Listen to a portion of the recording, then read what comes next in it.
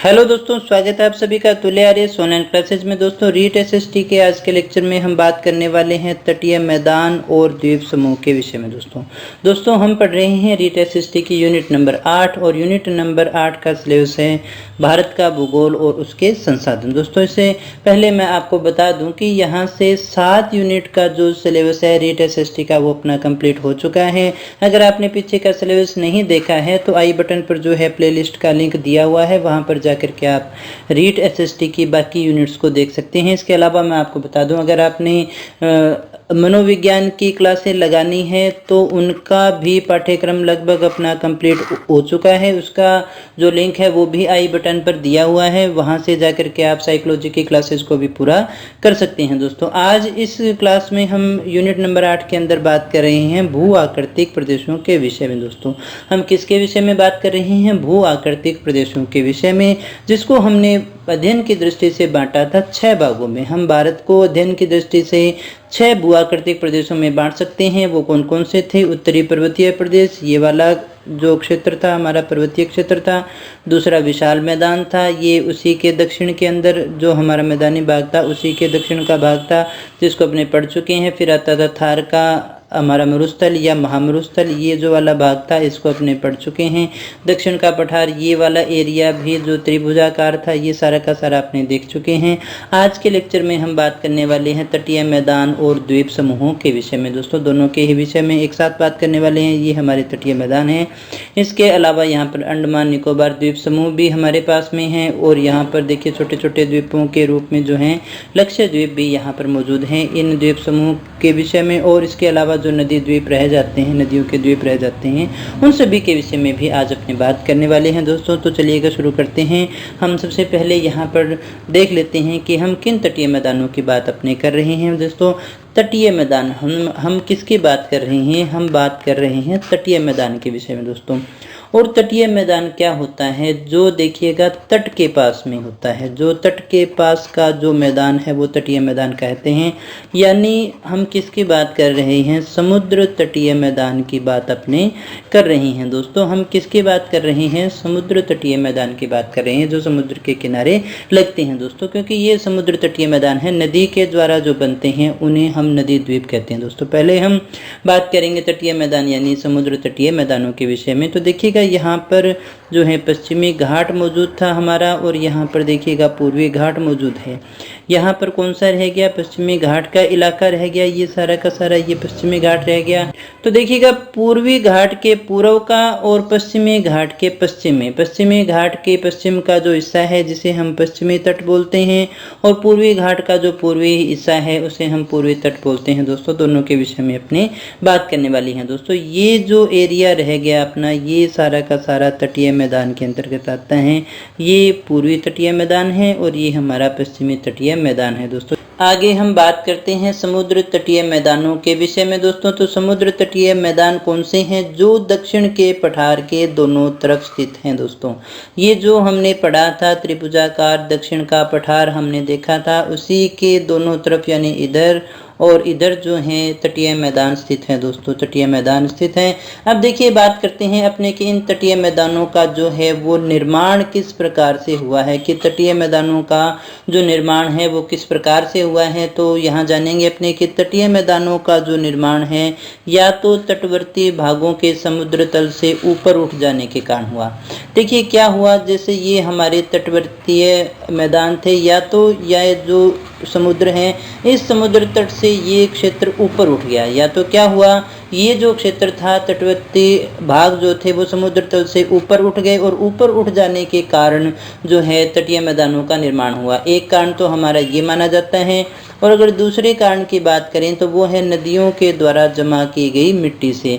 देखिएगा ये हमने देखा था, ये पश्चिमी घाट था, ये पूर्वी घाट था, यहाँ से नदियाँ आती हैं और इधर भी नदियाँ जाती हैं। तो ये नदियाँ जब अपने साथ में धीरे धीरे ये भी समुद्र में गिरती हैं, ये भी समुद्र में गिरती हैं। जब ये नदियाँ इधर जाती हैं तो अपने साथ में मिट्टी मलबा लेके जाती हैं, जिसको ये कालांतर में यहाँ पर बिछाती चली गई, और इन्हीं के मिट्टियों के जमा करने से ही जो है तटीय मैदानों का निर्माण हुआ। तो देख लीजिएगा क्या बात की हमने, दो बातें यहाँ पर हैं कि इन मैदानों का निर्माण किस कारण हुआ। या तो ये जो कोस्टल प्लेन है ये वाला एरिया है वो समुद्र तल से ऊपर उठ गया, एक बात, या फिर यहाँ से जो नदियाँ आती थी, ये जो नदियाँ इधर और इस तरफ जाती थी, इन नदियों ने जो मिट्टी जमा की, उस मिट्टी के जमा होने से ही समुद्र तटीय मैदानों का निर्माण हुआ है। तो ये तो थी निर्माण से संबंधित बात। आगे हम बात करें कि इन तटवर्तीय मैदानों को हम कितने भागों में बांट सकते हैं। देखिएगा, इन तटवर्तीय मैदानों को अपने दो भागों में बांट सकते हैं, पश्चिम वाला पश्चिमी तटीय मैदान और पूर्व वाला पूर्वी तटीय मैदान। तो ये हमारा ये जो प्लेन है, कोस्टल प्लेन है, ये हमारा पूर्वी तटीय मैदान के रूप में जाना जाएगा। और पश्चिमी तटीय मैदान की बात करें तो ये वाला जो इस साइड वाला पश्चिम में जो है वो हमारा पश्चिमी तटीय मैदान के रूप में जाना जाता है। दोस्तों आगे अपने बात करते हैं पश्चिमी तटीय मैदान के विषय में ही। तो ये कहाँ से कहाँ तक फैले हुए हैं, तो ये देखिएगा खंबात की खाड़ी, यानी खंबात की खाड़ी से लेकर के कुमारी अंतरीप तक ये फैले हुए हैं। दोस्तों कुमारी अंतरीप, अंतरीप कहते हैं कि जो भूमि का जो भाग है वो ऊपर उठ जाता है, उसे ही हम अंतरीप के नाम से जानते हैं। तो ये खंबात की खाड़ी से लेकर के कुमारी अंतरीप तक जो है वो फैला हुआ है, यहाँ तक अपने इसको मान करके चलते हैं। अगर हम बात करें इसकी औसत चौड़ाई कितनी है, तो इसकी औसत चौड़ाई केवल मात्र 64 किलोमीटर है। कितनी किमी रहेगी, 64 किमी जो है इस सारे एरिया की औसत चौड़ाई की अपने बात कर रहे हैं। ये जो चौड़ाई है वो कितनी है, 64 किलोमीटर है। हालांकि कहीं कम भी है और कहीं ज़्यादा भी है, तो एवरेज के रूप में अपने मान करके चलते हैं कितनी है, 64 है। जहाँ नदियाँ हैं वहाँ थोड़ी ज़्यादा भी हैं। और ऊंचाई की बात करें तो इसकी बहुत ज़्यादा ऊंचाई नहीं है, अधिकतम ऊंचाई इसकी कितनी रहेगी, 180 मीटर है। यहाँ जो प्रश्न पूछे जा सकते हैं वो यही है कि एक तो इसकी औसत चौड़ाई कितनी रहेगी, 64 किलोमीटर, और अधिकतम ऊंचाई की बात करें तो वो कितनी रहेगी, 180 मीटर हमारी अधिकतम ऊंचाई इसकी रह जाती है। दोस्तों आगे बात करते हैं अपने कि यहाँ बहने वाली जो नदियाँ हैं, इधर देखिएगा ये एरिया छोटा है, औसत चौड़ाई ही कितनी है, 64 है, तो नदियों की जो लंबाई होगी वो ज़्यादा कैसे होगी, और इधर ढाल भी ज़्यादा है। तो इसलिए इधर से जो भी नदियाँ आती हैं वो तीव्रगामी हैं और छोटी हैं। ये नदियाँ कैसी हैं, छोटी हैं और तीव्रगामी हैं, इसलिए इधर जो है वो ज़्यादातर मिट्टियों का जमाव नहीं होता है। दोस्तों इधर मिट्टी का जमाव नहीं होता, इसलिए इधर डेल्टा भी नहीं पाए जाते हैं। तो पश्चिमी तटीय मैदान पे जो है वो डेल्टा नहीं के बराबर हैं, डेल्टा इधर नहीं होते हैं। दोस्तों इधर क्या होते हैं, एस्चुरी होती है, उनकी बात भी अपने करने वाले हैं। लेकिन पहले देख लेते हैं दक्षिणी भाग में संकरी अनूप झीलें पाई जाती हैं। संकरी अनूप झील किसे कहते हैं, हम लेगून झील को ही कहते हैं। दोस्तों लेगून झील कौन सी होती है दोस्तों, तो यहाँ आप देख सकते हैं कि इस प्रकार से मान लीजिएगा, जैसे कोई, तो यहाँ से अगर मान लीजिएगा कोई जो भूमि का क्षेत्र है वो इस प्रकार से जल से घिरा हुआ हो गया। यहाँ से समुद्र का जो जल है इसके अंदर जा रहा है, लेकिन ये स्थल के द्वारा देखिएगा रोक दिया गया है। स्थल के द्वारा क्या किया गया है, रोक दिया गया है, रुका हुआ है प्राकृतिक रूप से, और जल का, समुद्र का जो जल है वो यहाँ आकर के जमा होता रहता है। तो इस प्रकार की जो झील होती है हम उसे लेगून झील के नाम से जानते हैं। दोस्तों क्या कहते हैं, लेगून झील कहते हैं। और लेगून झील कहाँ होगी, तो समझ गए होंगे, ये समुद्र का पानी से बनती है, तो समुद्र के किनारे ही स्थित होती हैं। दोस्तों तो यहाँ लंबी संकरी, लंबी होंगी और संकरी होगी। संकरी यानी लंबी झीलें हैं, और पतली जो झीलें हैं, अनूप झीलें हैं, वो इस क्षेत्र में पाई जाती हैं। दोस्तों आगे अपने बात करते हैं तो देखिएगा कोचीन जो बंदरगाह है, कोचीन जो बंदरगाह है वो ऐसी ही एक अनूप झील पर स्थित है। मुंबई और मैंगलोर जो हैं वो इस तट के मुख्य बंदरगाह है। दोस्तों तो यहाँ हमने क्या बात की, जो मुख्य बातें थी वो यहाँ की, ये तो एक तो खंबात की खाड़ी से लेकर के कुमारी अंतरीप तक फैला हुआ है। इसकी औसत चौड़ाई की बात करें तो वो 64 किलोमीटर है। अधिकतम ऊंचाई की बात करें तो वो 180 मीटर है।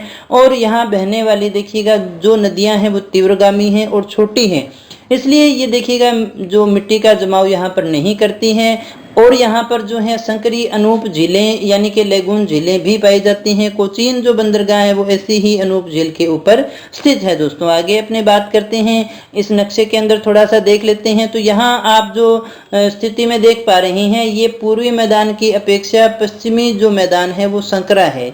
यहाँ आप देख सकते हैं कि ये जो मैदान है इसकी चौड़ाई ज़्यादा है, जबकि इस मैदान की जो चौड़ाई है वो पूर्वी तटीय मैदान की अपेक्षा कहीं कम रह गई है। दोस्तों ये हमारा जो था दक्षिण का पठार है सारा का सारा, इसी दक्षिण के पठार के पूर्व के अंदर और इसी दक्षिण के पठार के पश्चिम के अंदर जो है पश्चिमी तटीय मैदान है, और पूर्व के अंदर जो है वो पूर्वी तटीय मैदान है दोस्तों। इधर सागर की बात करें तो यहाँ पर लक्षद्वीप रहेंगे, और यहाँ पर जो है अंडमान निकोबार द्वीप समूह भी रह जाते हैं दोस्तों। आगे अपने बात करते हैं, मैदान के उत्तरी भाग को कोंकण तट और दक्षिणी भाग को मालाबार तट कहते हैं दोस्तों। ये सबसे ज्यादा पूछे जाने वाले प्रश्न हैं दोस्तों। तो इस पूरे कोस्टल प्लेन को जो है अपने कुछ भागों में बांटते हैं। तो सबसे पहले आता है कोंकण तट, ये कोंकण तट है, और दूसरा जो आता है मालाबार तट है। इसके बीच में कन्नड़ तट या कनारा तट भी है दोस्तों। तो देखिएगा, सबसे पहली बात कि उत्तरी भाग को हम क्या कहते हैं, कोंकण तट कहते हैं, और उसके बाद में देखिएगा लास्ट जो हमारा भाग रह गया, अगर अपने बड़े तौर पर बांटे तो हम इसे दो ही भागों में बांटते हैं, कोंकण तट और मालाबार तट। इसे अपने गुजरात का तट भी कहते हैं, और कुछ विद्वानों के द्वारा इसे देखिएगा काठियावाड़ तट भी कहा जाता है। और इधर देखिएगा एक मध्य भाग भी आता है जिसे हम कन्नड़ तट के नाम से भी जानते हैं। तो यहाँ आप इसको पूरी डिटेल में भी देख सकते हैं। पहला आता है गुजरात का तटीय मैदान, ये कच्छ के रण से लेकर के काठियावाड़ तक है। कहाँ से है, ये वाला जो एरिया रह गया उसे अपने मानते हैं। कोंकण तट, कोंकण तट कौन सा रह गया, दमन से लेकर के गोवा तक का जो हिस्सा है हमारा वो कौन सा रह गया, कोंकण तट हो गया। फिर देखिएगा कन्नड़ या कनारी तट कहाँ से कहाँ तक रह गया, कन्नड़ या कनारी तो जो तट रह गया हमारा वो रह गया गोवा से लेकर के मंगलोर तक। कहाँ से कहाँ तक आता है, गोवा से लेकर के मंगलोर तक। और दमन से लेकर के गोवा तक का तो कौन सा हो गया, कोंकण तट। तो इसको याद रखिएगा दोस्तों, दमन से लेकर के गोवा तक का जो तट है वो कौन सा हो गया, यहाँ भी आप इसको समझ सकते हैं दमन और गोवा, यानी दमन से लेकर के गोवा तक का जो तट हो गया उसे हम क्या कहते हैं, कोंकण तट कहते हैं। और उसके बाद में गोवा से लेकर के देखिएगा कहाँ तक की बात कर रहे हैं, अपने मंगलोर तक की बात कर रहे हैं। तो गोवा से मंगलोर तक का जो तट हो गया उसे हम क्या कहते हैं, उसे हम कन्नड़ या फिर कनारा तट कहते हैं। कन्नड़ तट या कनारा तट कहते हैं, ये हमारा कन्नड़ या कनारा तट रह गया। उसके बाद में मंगलोर से लेकर के देखिएगा कन्याकुमारी, यहाँ कहाँ तक, कन्याकुमारी तक जो है यहाँ से यहाँ तक का जो हिस्सा रह गया उसे हम क्या कहते हैं, मालाबार तट के नाम से जानते हैं दोस्तों।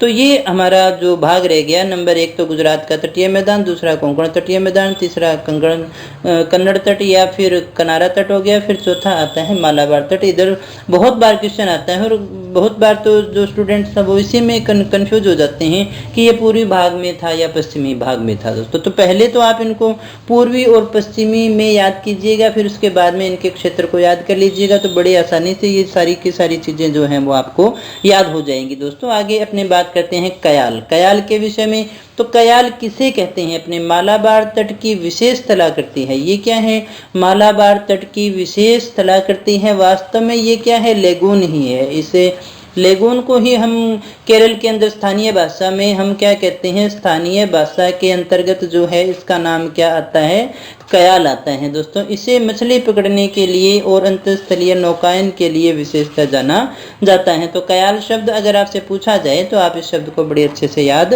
रखेंगे दोस्तों। पश्चिमी तटीय मैदान की अधिकतर नदियां पश्चिमी घाट के पश्चिमी ढाल से निकलती हैं। कहाँ निकलती हैं, देखिएगा क्या कहा, पश्चिमी तट की अधिकतम नदियां जो है पश्चिमी, ये हमारा पश्चिमी घाट रह गया, पश्चिमी ढाल से ही निकलती हैं। ये छोटी और तीव्रगामी होती हैं, इसलिए डेल्टा नहीं बनाती हैं।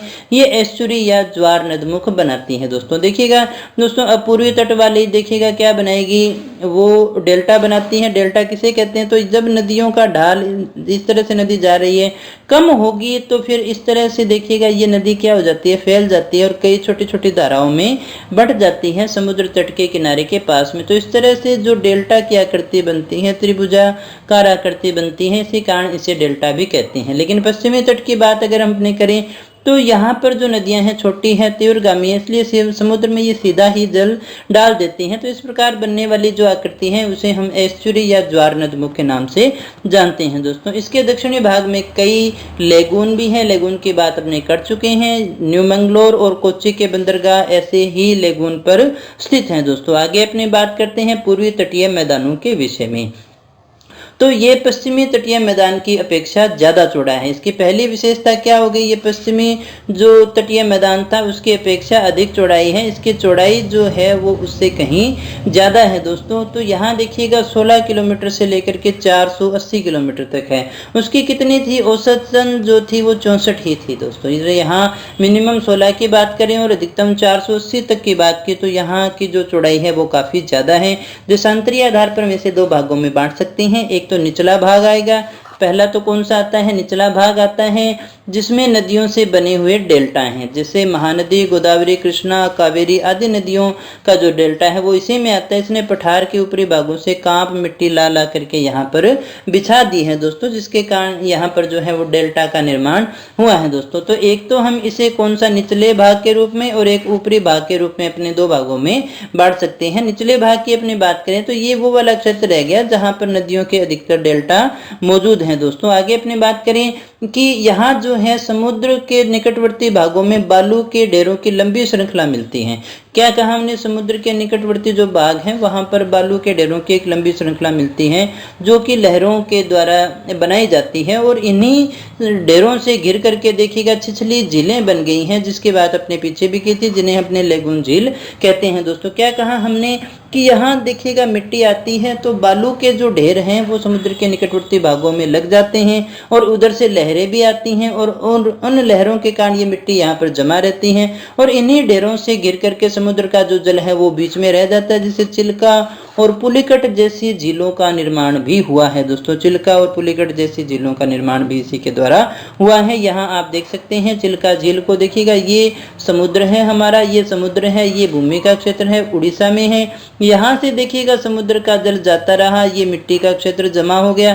तो इस प्रकार से ये जो झील बनी उसे हम लेगून झील कहते हैं। इसी प्रकार की ये हमारी देखिएगा पुलिकट झील हमारे सामने है। ये कौन सी झील रह गई, ये पुलिकट झील रह गई दोस्तों। तो ये भी देखिएगा यहाँ से जो है पुलिकट झील है, यहाँ से इसमें जल जाने का रास्ता है, ये भूमि का क्षेत्र हो गया। ये श्रीहरिकोटा है दोस्तों, इसे आप देखिएगा विशेषता याद रखिएगा, द्वीपों में भी अपने को देखना है श्रीहरिकोटा। ये क्या है, श्रीहरिकोटा द्वीप है जो विज्ञान के लिए काफ़ी ज़्यादा प्रसिद्ध रह गया दोस्तों। तो ये तो कौन सी थी, पुलिकट झील हो गई, ये चिल्का हमारी झील हो गई दोस्तों। आगे अपनी बात करें, ऊपरी भाग कांप मिट्टी के अवशिष्ट मैदान है। तो पहला हमने निचले मैदानों की बात की थी, अब ऊपरी भाग की बात करें तो ये कांप मिट्टी के अवशिष्ट मैदान है जो अधिकांशतः नदियों के द्वारा लाई गई ऊपरी घाटियों में ही मौजूद है दोस्तों। इसके बाद में देखिएगा ये मैदान कहीं कहीं जो है नदियों द्वारा जमा की गई उपजाऊ मिट्टी से ढके हुए हैं। ये मैदान क्या है, नदियों के द्वारा, ये ऊपरी मैदान की अपने बात कर रहे हैं। कहीं कहीं जो है नदियाँ यहाँ पर क्या लेके आई हैं, उपजाऊ मिट्टी लेकर के आई हैं और अधिकतर भागों पर यहाँ पर पुरानी चट्टानें भी देखने को मिलती हैं। तो इसी आधार पर अपने अनुमान भी लगाते हैं कि ये देखिए नदियों के द्वारा बनाए गए। तो हमने क्या कहा, ये जो ऊपरी जो हमारा मैदान रह गया वहाँ पर जो है नदियों के द्वारा लाई गई अधिकतर क्या है, उपजाऊ मिट्टी है। यहाँ पर उपजाऊ मिट्टी आपको मिल जाएगी, लेकिन कुछ ऐसे भाग भी हैं जहाँ पर आपको पुरानी चट्टानें भी स्पष्टतः देखने को मिलती हैं। अब देखिएगा इसका जो उत्तरी भाग है, इसके उत्तरी भाग को हम क्या कहते हैं, उत्तरी सरकार तट के नाम से जानते हैं और दक्षिणी भाग को कोरोमंडल तट के नाम से जानते हैं। ये बहुत बार आता है दोस्तों। ये दो नाम आपको विशेषता याद रखने हैं। एक तो कौन सा था हमारा, उत्तरी सरकार तट, कौन सा, उत्तरी सरकार तट, और नीचे वाला कौन सा था, कोरोमंडल तट। इनमें से कुछ भी आपसे पूछा जा सकता है दोस्तों और पूछा जाता है। इसे हम अगर और पूरी अच्छे से डिवाइड करना चाहें तो हम इसे 3 भागों में बांट सकते हैं। उसको हमने 4 भागों में बांटा था पश्चिम को। एक तो आता है उत्कल का तट, उत्कल का तट पश्चिमी बंगाल से उड़ीसा तक। देखिएगा विशेषतः उड़ीसा वाला भाग ही आता है इसमें, उत्कल का जो तट रह गया। और फिर आता है गोलकुंडा तट, ये पूर्वी तट का जो मध्य भाग है, बीच का भाग रह गया। कोरोमंडल तट कृष्णा और कावेरी नदियों के मध्य का जो भाग है वही जो है कोरोमंडल तट के नाम से जाना जाता है। यहीं पर देखिएगा चेन्नई भी है और चेन्नई से जो अपने मानते हैं ना समुद्र तल से इतनी ऊंचाई, तो वो मापक जो है वो यहीं से माना जाता है दोस्तों। यहीं से समुद्री ऊंचाई को स्वीकार किया जाता है। तो कौन कौन से प्रश्न थे यहाँ पर देखिएगा, एक तो हमने बात की ये तट का विभाजन है। अगर याद रखिएगा इस बात को कि अगर जो हमारे तटीय मैदान है वहां से कोई प्रश्न उठता है तो पहला प्रश्न आपका इसी डिवाइडेशन में से आता है। और सबसे पहली बात तो यही कंफ्यूज हो जाते हैं कि पूर्वी कोरोमंडल पश्चिमी तट में था या पूर्वी तट में था। इसलिए आप इन चीज़ों को बड़े अच्छे से और ढंग से आपको याद रखना पड़ेगा, अन्यथा पेपर में कंफ्यूजन होने की संभावना रहती है। दोस्तों पूर्वी तट पर भी कई लेगून जिले हैं, जैसे कि चिल्का है, पुलिकट है, इनके बात अपने कर चुके हैं। पूर्वी तट देखिएगा कम कटा फटा है, पूर्वी तट जो है वो बहुत ही कम कटा फटा है, इसलिए यहाँ पर जो है प्राकृतिक बंदरगाह कम है, यहाँ पर नेचुरल बंदरगाह मौजूद नहीं है। प्राकृतिक बंदरगाह जो है वो पश्चिमी तट पर ज्यादा है दोस्तों, उधर है। तो ये थे दोस्तों पूर्वी तट और पश्चिमी तट। इनके बाद में अपने बात करते हैं द्वीप समूहों के विषय में। जो हमारे द्वीप समूह रह गए उनके विषय में अपने को बात करनी है दोस्तों। तो ये हमारे भारत के जो है मुख्य द्वीप समूह हैं। द्वीपों को अपने दो रूप में देखते हैं। नंबर एक तो जो हमारे रह गए समुद्री द्वीप रह गए, और दूसरे जो हमारे रह गए नदी द्वीप हैं। तो नदी द्वीप की तो इतनी विशेष बात नहीं है, हमारे लिए जो ज़्यादा जरूरी है वो समुद्री द्वीप हैं जो समुद्र में फैले हुए हैं। तो इसे हम दो रूप में भी बांट करके पढ़ते हैं। जैसे एक तो आ गया हमारा बंगाल की खाड़ी का, ये हमारी रह गई बंगाल की खाड़ी दोस्तों, और इधर जो हमारा रह गया अरब सागर। तो अरब सागर के द्वीप हैं और बंगाल की खाड़ी के द्वीप हैं। अरब सागर की बात करें तो विशेषता यहाँ पर आता है लक्ष्य द्वीप समूह। कौन सा आ गया? लक्ष्य द्वीप समूह है, इसे हमें विशेषता याद रखना है। और इधर जो है वो कौन से रह गए? अंडमान निकोबार द्वीप समूह। ये द्वीप समूह है दोस्तों, ये क्या है? द्वीप समूह है, यानी कि यहाँ पर बहुत सारे द्वीप जो हैं साथ साथ पाए जाते हैं दोस्तों। तो क्या कहा हमने यहाँ? ये तो बंगाल की खाड़ी के द्वीप हो गए और ये अरब सागर के द्वीप हो गए। अरब सागर में देखिएगा कौन से हैं? लक्ष्य द्वीप है। लक्ष्य द्वीप में यहाँ मुख्यतः आप देख सकते हैं अमीनी द्वीप है, कवारत्ती राजधानी हो गई और मिनिकाय द्वीप समूह हो गए, जिसे अपने दो भागों में बांट देते थे सामान्यतः पहले। एक तो अमीनी द्वीप था और एक मिनिकाय था। ये पूरा जो समूह था वो लक्ष्य द्वीप के नाम से जाना जाता है। और ये जो द्वीप हैं वो किस श्रेणी के द्वीप हैं? प्रवाल द्वीप हैं। इस बात को आप विशेषता याद रखिएगा।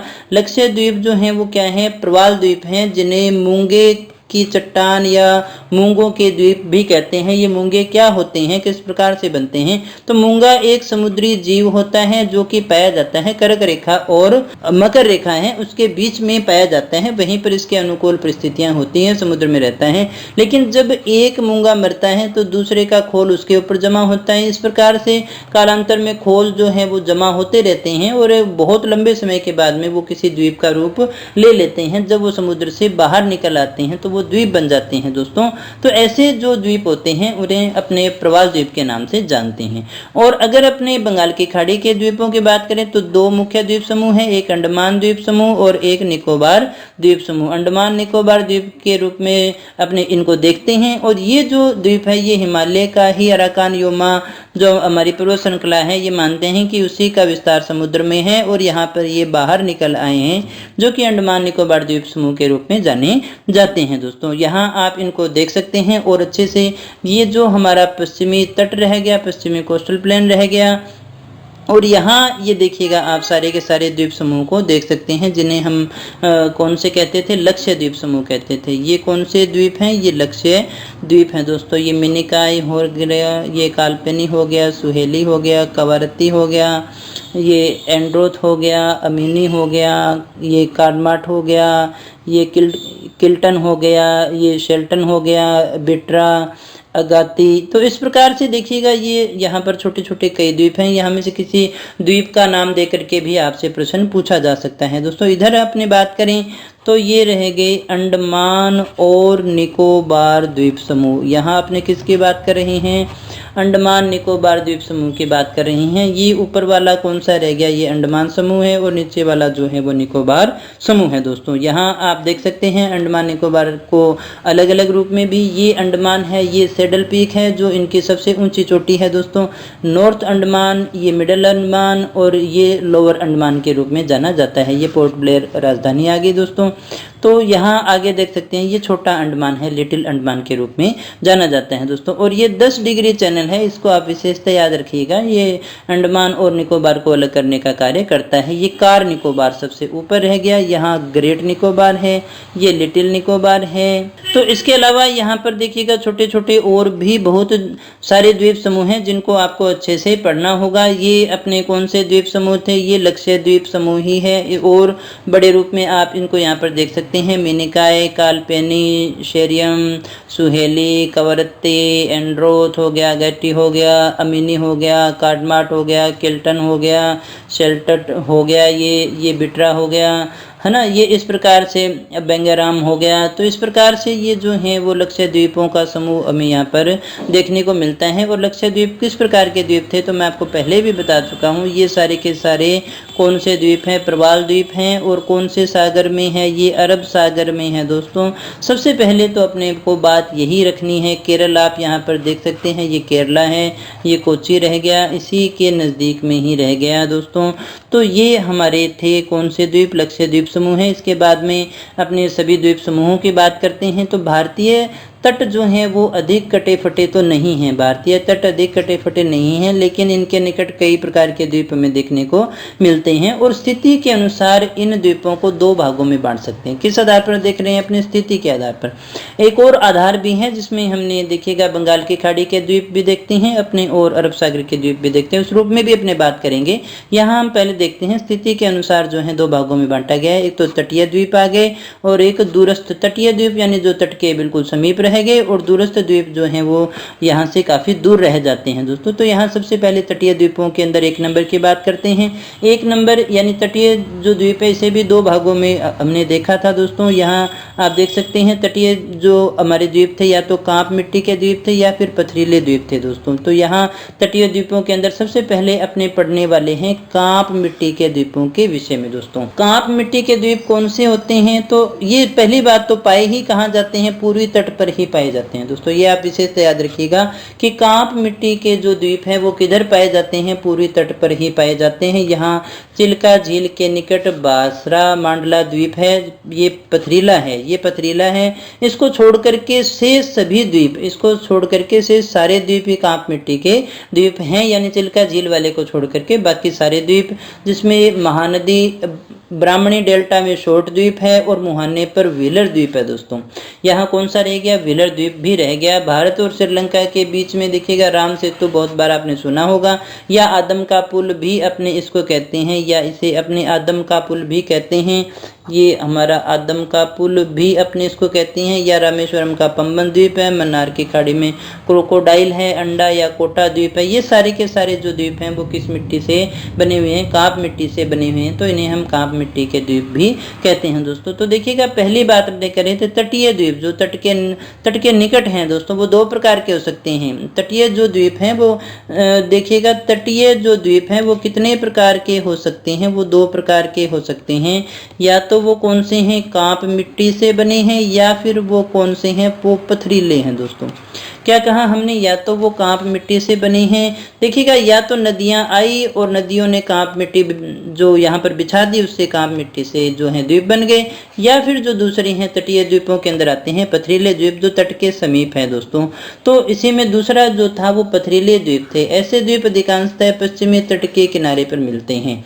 तो पश्चिमी तट के किनारे पर कौन से मिलते हैं, पथरीले द्वीप हमें देखने को मिलते हैं।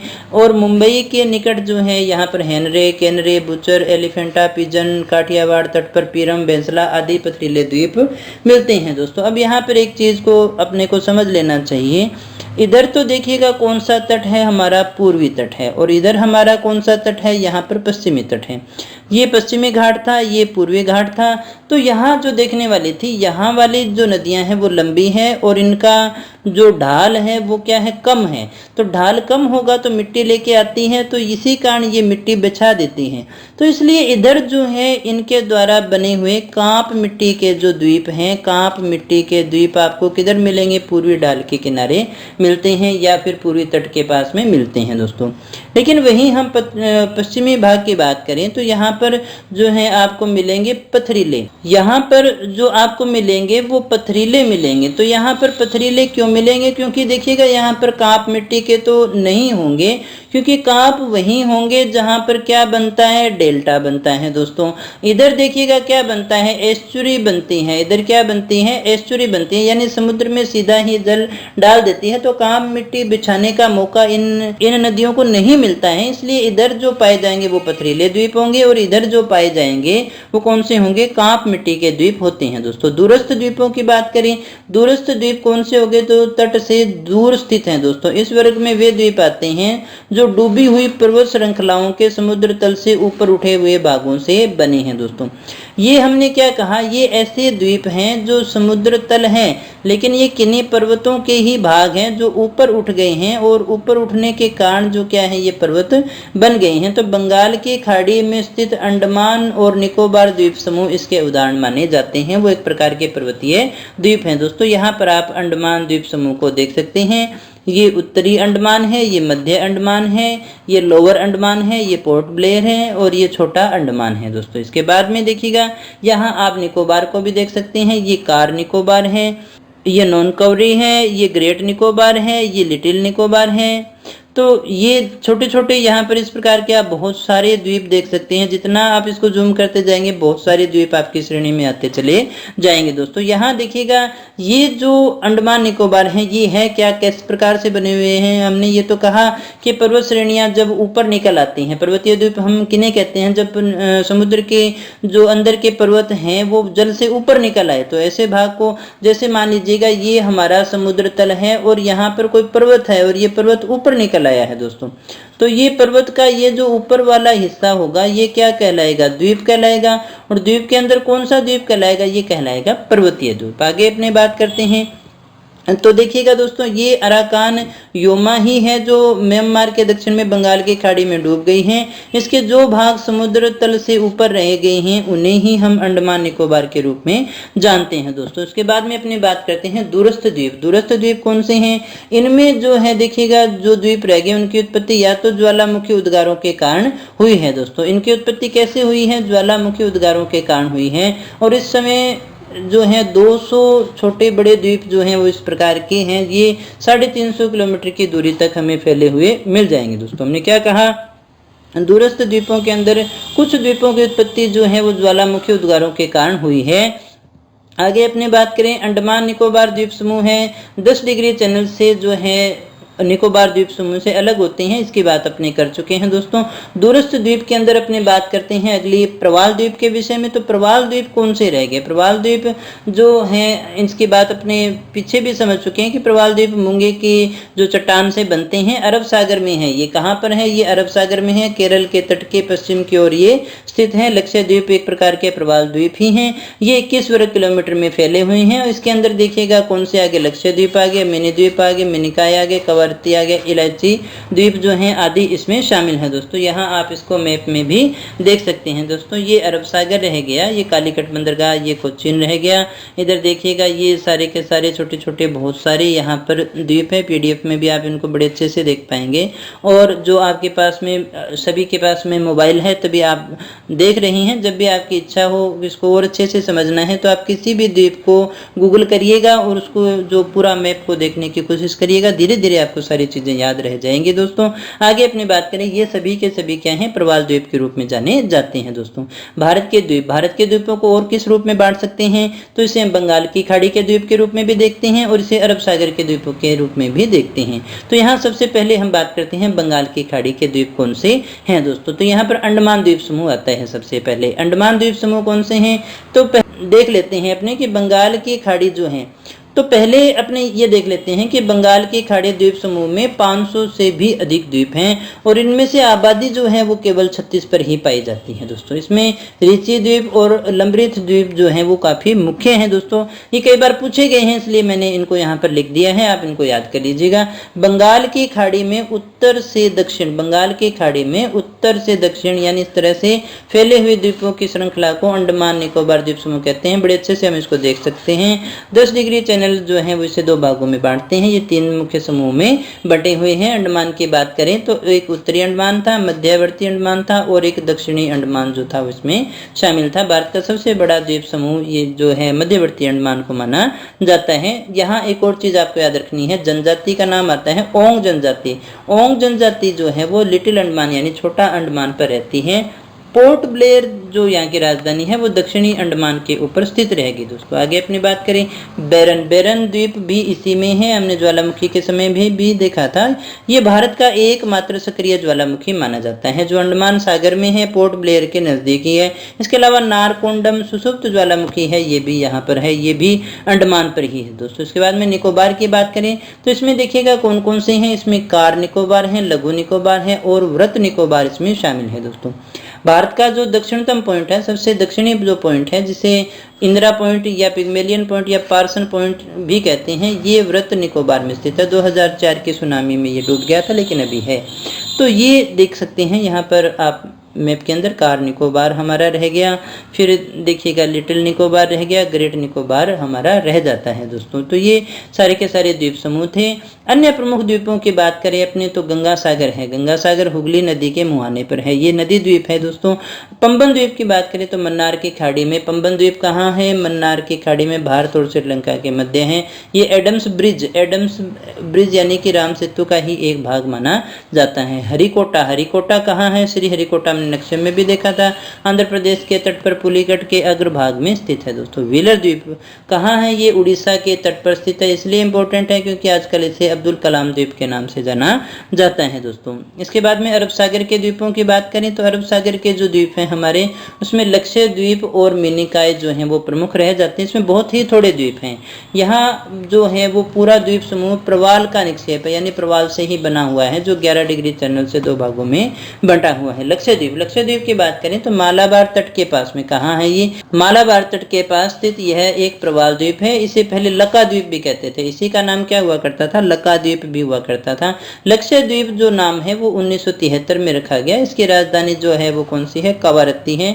लक्षद्वीप के उत्तरी द्वीप समूह को अमीनी द्वीप कहते हैं और दक्षिणी को मिनिकॉय भी अपने कहते हैं। दोस्तों ये सारी जो है मैप भी अपने देख चुके हैं। इस द्वीप समूह के अंदर 36 द्वीप आते हैं, लेकिन अधिवास की बात करें जहाँ मानव रहता है तो वो केवल 11 पर ही है दोस्तों। इसके बाद में यहाँ की भाषा को याद कर लीजिएगा, पूछ लेता है, मलयालम यहाँ की भाषा है मिनिकॉय में, लेकिन मिनिकॉय में देखिएगा महल भाषा बोली जाती है। ये जो है वो मूलतः मालदीव की कंट्री है, मालदीव की ही भाषा मानी जाती है दोस्तों। आगे अरब सागर की ही बात कर रहे हैं तो सालसेट द्वीप पर, अन्य द्वीपों की बात कर रहे हैं तो सालसेट द्वीप पर मुंबई का जो है वो सबसे बड़ा बंदरगाह है। जो देखिएगा वेलिंगटन जो द्वीप है वो केरल के कोच्चि शहर का भाग है दोस्तों। कोच्चि ये प्रश्न ही है, डायरेक्ट इसी रूप में देख लेना इनको। नर्मदा और ताप्ती के मुहाने पर भी देखिएगा अलिया बेट और खड़िया बेट जो है वो 2 द्वीप समूह स्थित हैं दोस्तों। सर क्रीक हमारे लिए काफ़ी इंपॉर्टेंट है क्योंकि ये देखिएगा भू राजनीति का भाग है। 96 किलोमीटर लंबा एक दलदली क्षेत्र है जो कच्छ के रण में है। ये भारत और पाकिस्तान के मध्य विवाद का विषय माना जाता है। विवाद एक ही होता है कि अधिकार किसका होगा दोस्तों। इसके बाद में देखिएगा अगली क्लास में अपने बात करेंगे भारत की जलवायु के विषय में, क्योंकि भारत के भौतिक प्रदेशों की अधिकतम और परीक्षा उपयोगी जो जानकारी थी वो अपने सारी ले चुके हैं। और अगर आप टेस्ट सीरीज को ज्वाइन करना चाहते हैं एसएसटी के तो फ्री अवेलेबल है, और भी बहुत सारे टेस्ट परीक्षा आने पर आपको हमारी एंड्रॉयड ऐप पर मिलने वाले हैं। तो अगर आप हमसे जुड़ना चाहते हैं तो एंड्रॉयड ऐप को भी डाउनलोड कर लेना, निःशुल्क है ये सारे टेस्ट। हमेशा की तरह इस क्लास की पीडीएफ आपको मिल ही जाएगी, या तो हमारे टेलीग्राम चैनल पर या हमारी ऑफिशियल वेबसाइट पर, वहीं से आप इसको डाउनलोड कर सकते हैं दोस्तों। अगर आपको क्लास अच्छी लगी हो तो इसे लाइक कर देना, अपने दोस्तों के साथ में शेयर कर देना, और चैनल पर पहली बार आए हो तो चैनल को सब्सक्राइब कर लेना ताकि आप नियमित रूप से जुड़ जाएं। अगर आप हमारे साथ ही जुड़ करके सिलेबस को पूरा करना चाहते हैं तो बेल आइकन भी दबा लेना ताकि क्लास आते ही तुरंत प्रभाव से आपको नोटिफिकेशन मिल जाए दोस्तों। मिलते हैं अगली क्लास में, तब तक बने रहिए हमारे साथ। Thank you very much.